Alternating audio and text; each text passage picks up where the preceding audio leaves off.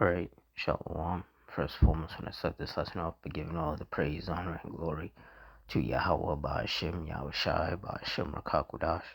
Double honors to the apostles and elders of Great Millstone. Honors to all the brothers who are fervently preaching the word in sincerity and in faith. Shalom to the sincere Akwath, which are the sincere sisters. And shalom to the scattered Israelites who are amongst these heathen nations and look like these heathens.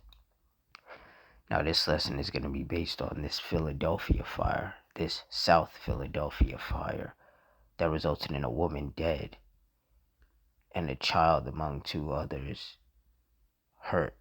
So through the Spirit, I'm going to read this article, get some precepts, and Lord's will, you're edified. It says a woman has died and a 4-year-old girl is among two other people hurt in early morning house fire in South Philadelphia.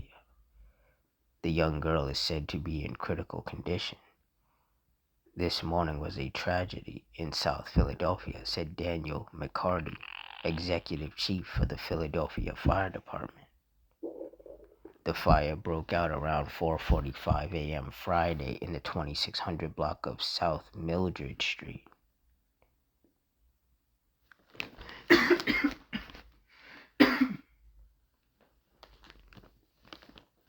Salakia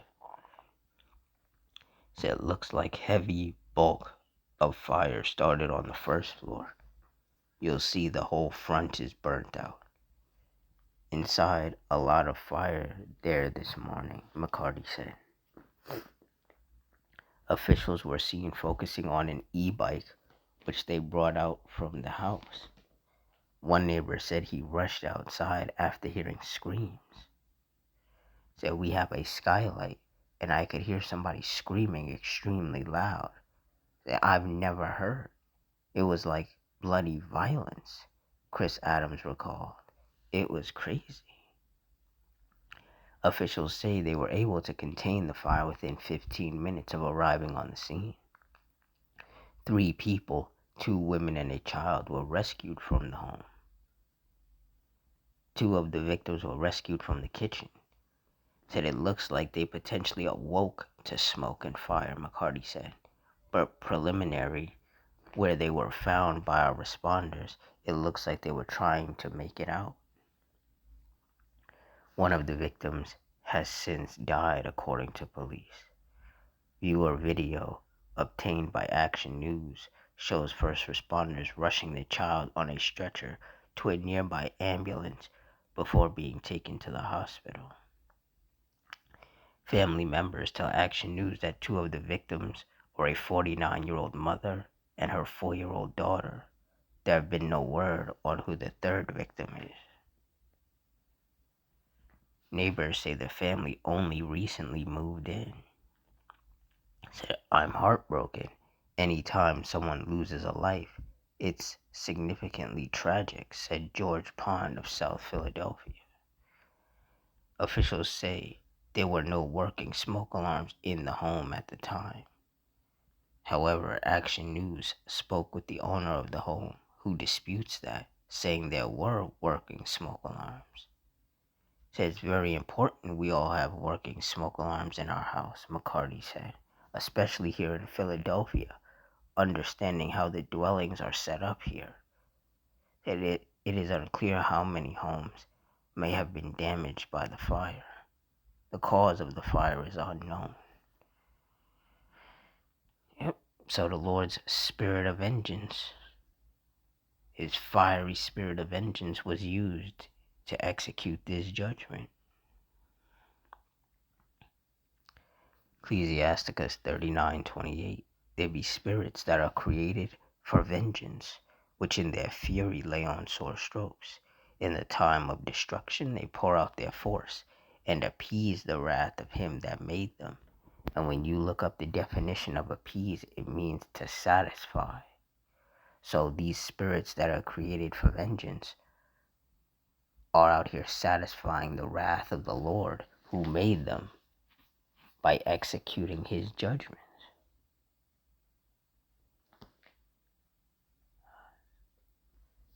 Verse 29, fire and hail and famine and death All these were created for vengeance. Teeth of wild beasts and scorpions, serpents and the sword, punishing the wicked to destruction. And that one person, that woman, she died as a result of that fire. So she got punished to destruction.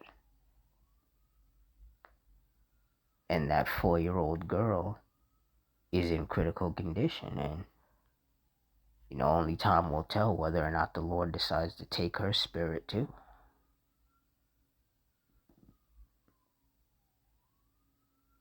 This is the time and season that we are in. There's a lot of judgment going out daily upon wicked men, women, and children. Hebrews 10:31. It is a fearful thing to fall into the hands of the living power. And that's right, because the Lord determines whether or not you live or die. So if the Lord wanted to, he could have killed everybody in that house. It had to have been a scary situation for them. If you wake up and, there's just a bunch of smoke and fire around you, that's a very scary situation. Then you gotta panic and try to find, your kids or your relatives and try to get out of the house. And, it can be a very scary situation. But this is what's happening in these last days, because these wicked people with whom the Lord is angry with are being punished. They're being visited by the Lord. Like it says in Psalm 7:11, Yahweh judgeth the righteous, and Yahweh is angry with the wicked every day. And this is just yet another example of that. Deuteronomy 32:39. See now that I, even I, am he, and there is no power with me. I kill, and I make alive. I wound, and I heal. Neither is there any that can deliver out of my hand. And in this judgment, the Lord did kill someone, and he wounded a couple of other people with this fire. And for that woman who died, there was nothing that could have been done to deliver her out of the hand of the Lord. It would not have mattered how fast the firefighters got there. At the end of the day, if the Lord wanted her dead, then that's just how it was always going to play out. The Lord was going to make sure of that.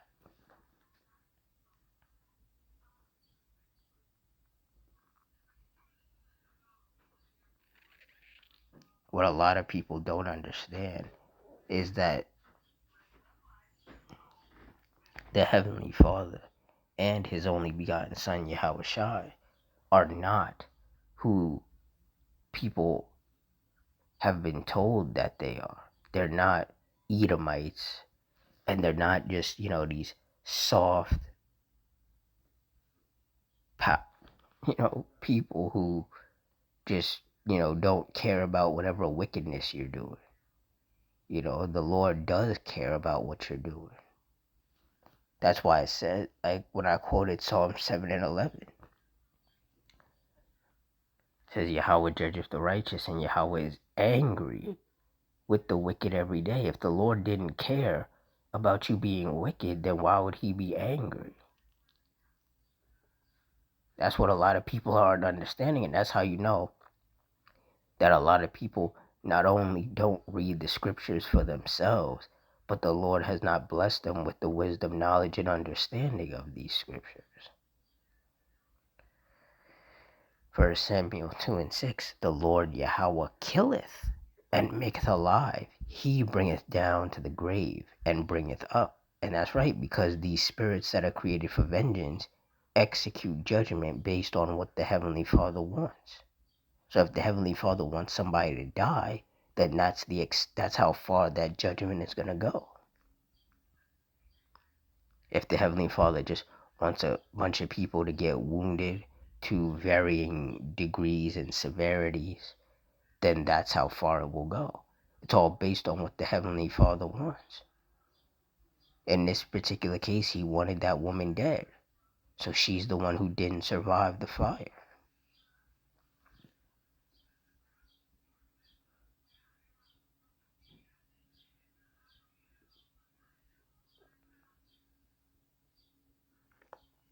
Job 4:7. Remember, I pray thee, whoever perished being innocent, or where were the righteous cut off? The answer is that nobody has perished being innocent, nor were the righteous ever cut off. That woman was not innocent in the eyes of the Lord. And that's why she perished. That's why she died. Verse 8, even as I have seen, they that plow iniquity and sow wickedness reap the same. And that's what's happening. These last days are the days of vengeance, the days where the Lord is sending out his spirits that are created for vengeance to lay sore strokes upon these wicked people with whom he is angry with.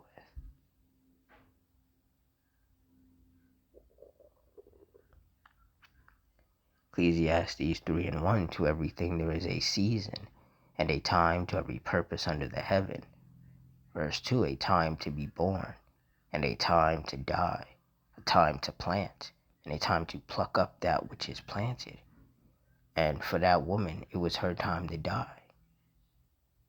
Just like with any other judgment, car crash, a plane crash, a shooting, a stabbing, an earthquake, a tornado sweeps through a town.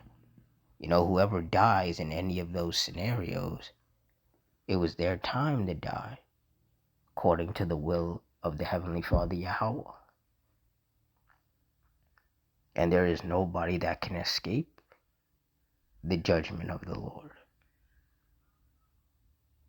And there's a lot more wicked men, wicked women, and wicked children of all nations who are going to die, because the Lord is angry with them. And they have to be punished for provoking the Lord unto wrath. So with that, I'm going to wrap it up here. In closing, I'm going to give all the praise, honor, and glory unto Yahweh, Ba'ashem Yahushai, Ba'ashem Rakakudash, the Wadi Yahweh, Ba'ashem Yahushai, for putting the spirit on me to do this lesson. Double honors to the apostles and elders of Great Millstone. Honors to our brothers who are still fervently preaching the word in sincerity and in faith. Shalom to the sincere Akwath, and shalom to the scattered Israelites who are amongst these heathen nations and look like these heathens. Hope you all stay strong, stay safe, stay fervent, stay circumspect, stay prayed up, and Adawan Ratazah. Till next time, Shalom.